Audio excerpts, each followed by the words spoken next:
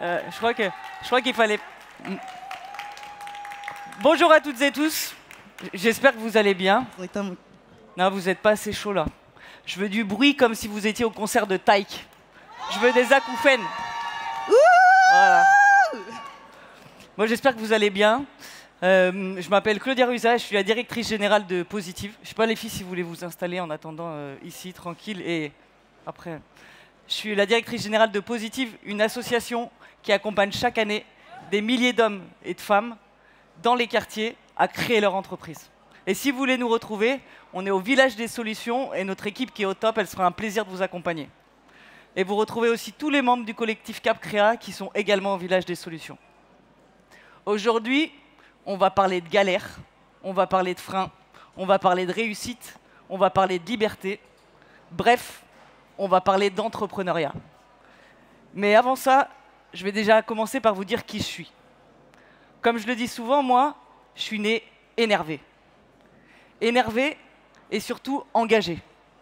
Parce que je trouve que trop souvent, quand on est une femme, ou quand on vient de quartier, ou quand on est une femme qui vient de quartier, on attend toujours de nous qu'on prouve plus que les autres, qu'on soit exceptionnel. Ou au contraire, qu'on reste dans cette image de problème et qu'on ne fasse pas trop de bruit. En bref, on doit être remarquable sans se faire remarquer. Mais moi, je pense qu'au contraire, il faut qu'on nous entende, il faut qu'on nous voie, il faut qu'on fasse du bruit.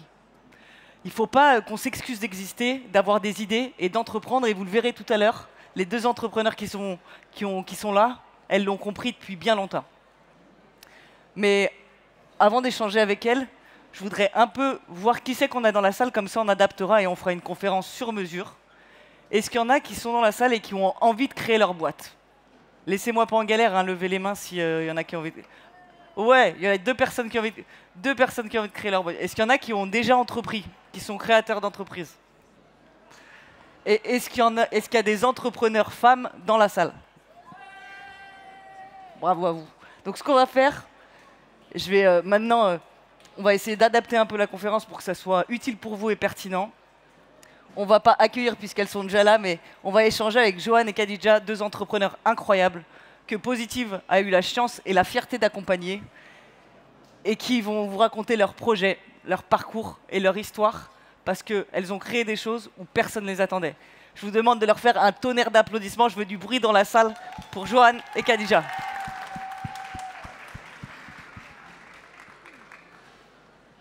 Bon, Johan, Khadija, si vous pouvez nous dire déjà rapidement qui vous êtes, ce que vous avez lancé comme boîte et ce que ça fait en une phrase. Alors bonjour à tous, je m'appelle Joanne et je suis la fondatrice et la CEO de la start-up Agibule qui évolue dans le domaine de la PetTech. Et concrètement, c'est quoi Agibule? Agibule développe des solutions interconnectées pour le bien-être et la santé des animaux. Ok, parfait. Khadija? Alors, bonjour à tous, moi c'est Benyaya Khadija et je suis la dirigeante de la société Finition Net Bâtiment.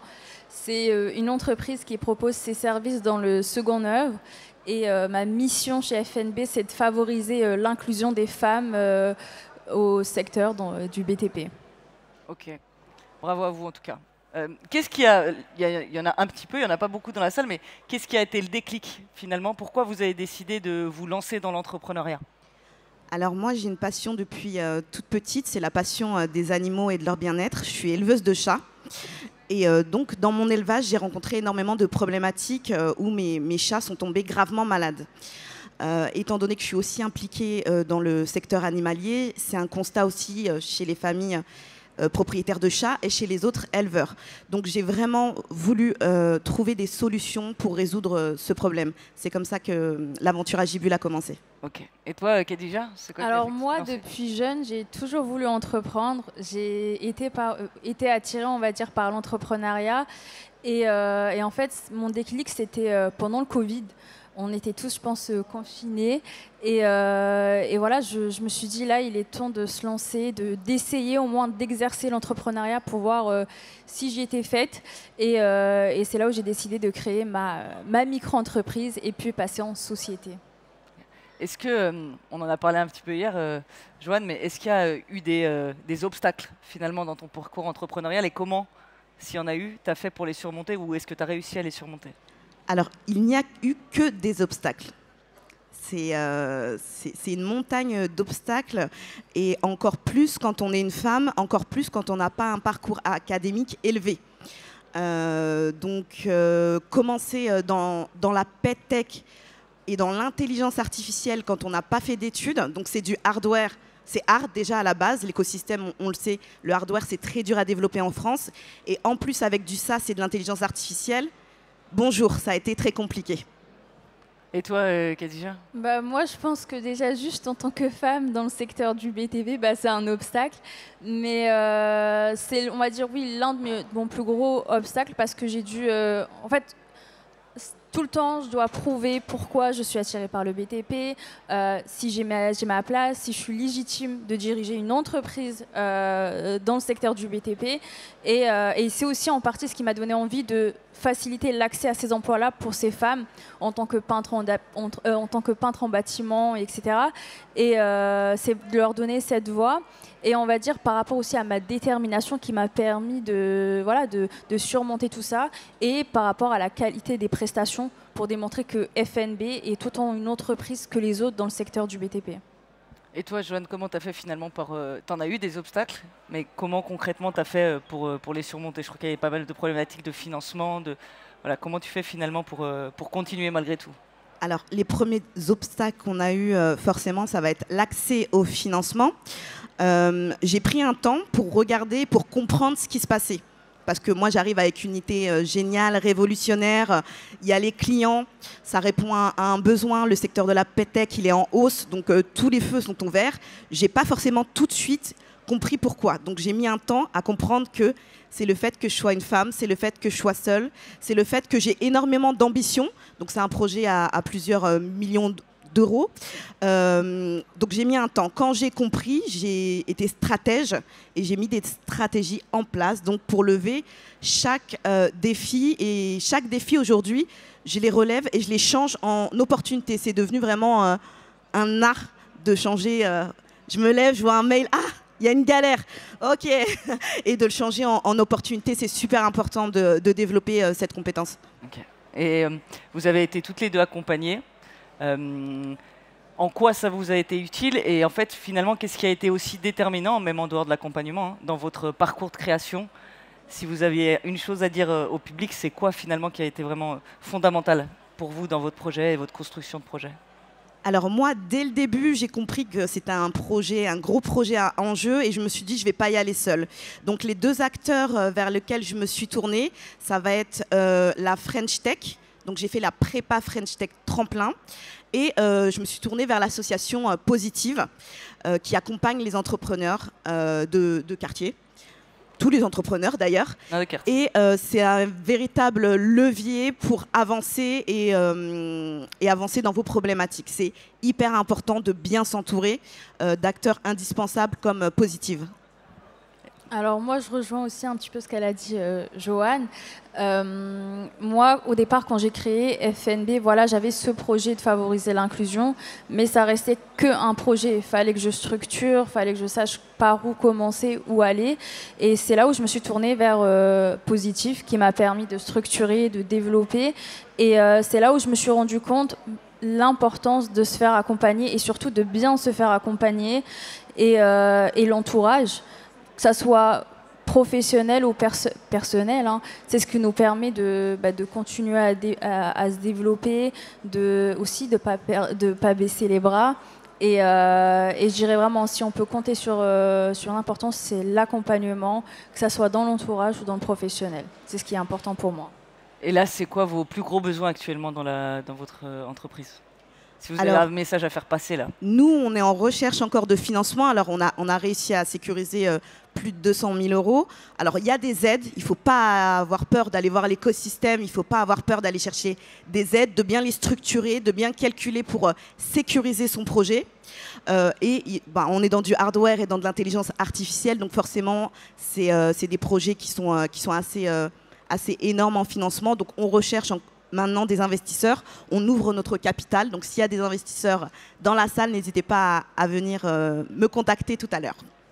Et toi, Alors moi, c'est en deux parties. Alors d'abord, je veux développer mon carnet de clientèle, mais surtout, je veux attirer les femmes dans ce secteur-là. J'ai du mal à recruter. J'ai facilement accès à ces hommes qui sont compétents, mais il faut aussi que je favorise la mixité et que j'attire ces femmes. Et c'est autant compliqué d'aller les chercher et de les trouver. Donc, s'il y a des femmes qui sont intéressées, n'hésitez pas à me donner vos CV. Et en fait, là, on le voit par votre parcours et tout ce que vous avez compris. Qu'est-ce qui vous a rendu le plus fier? De quoi vous êtes plus fier depuis l'idée qui a émergé dans votre tête jusqu'à aujourd'hui? C'est quoi votre plus grosse fierté? Alors, j'en ai plusieurs. Je vais commencer à parler de mon équipe.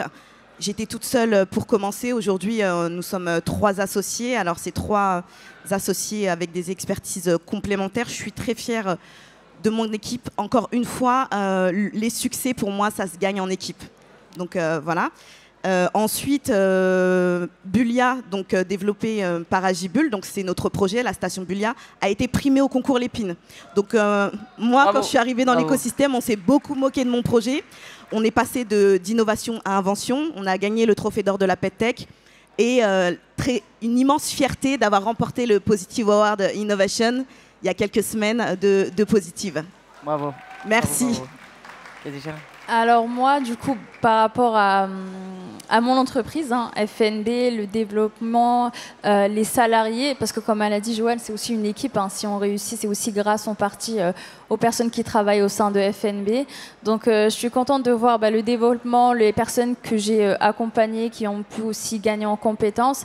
Et aussi par rapport au Positive Award que j'ai gagné il y a quelques semaines, au Talent des Cités que j'ai aussi gagné à l'Élysée. Donc c'était une fierté pour moi. Merci.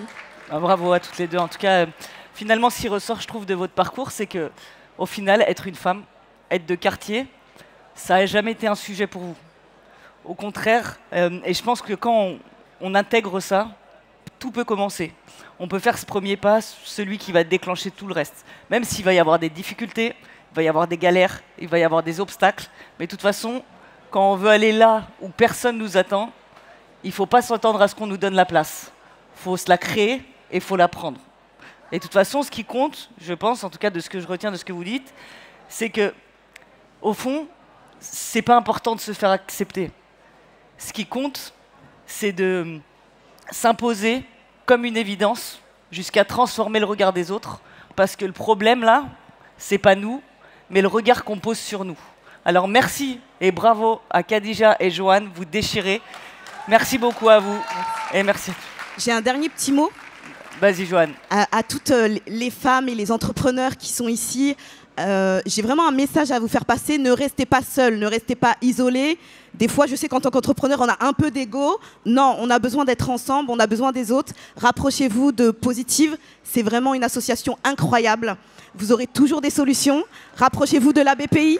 Rapprochez-vous de la French Tech. Il y a énormément de choses. Et voilà, on est issus des quartiers.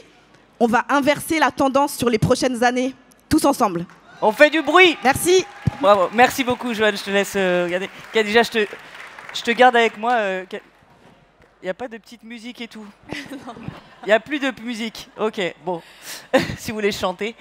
Non, Khadija, on va maintenant passer un moment. Tu viens de le dire. Tu as été Talent des Cités il y a une semaine. On était tout ensemble, toutes les deux, enfin tout ensemble à l'Élysée, aussi avec Marie et pas mal de gens qui sont dans la salle. Je t'invite à venir avec moi parce qu'on va faire une petite nouvelle séquence où on va regarder un truc tous ensemble parce que c'était une cérémonie incroyable à Talent des Cités à l'Élysée. Il y avait 28 lauréats régionaux, 7 lauréats nationaux, dont Khadija, dont Roman, dont beaucoup qui sont là.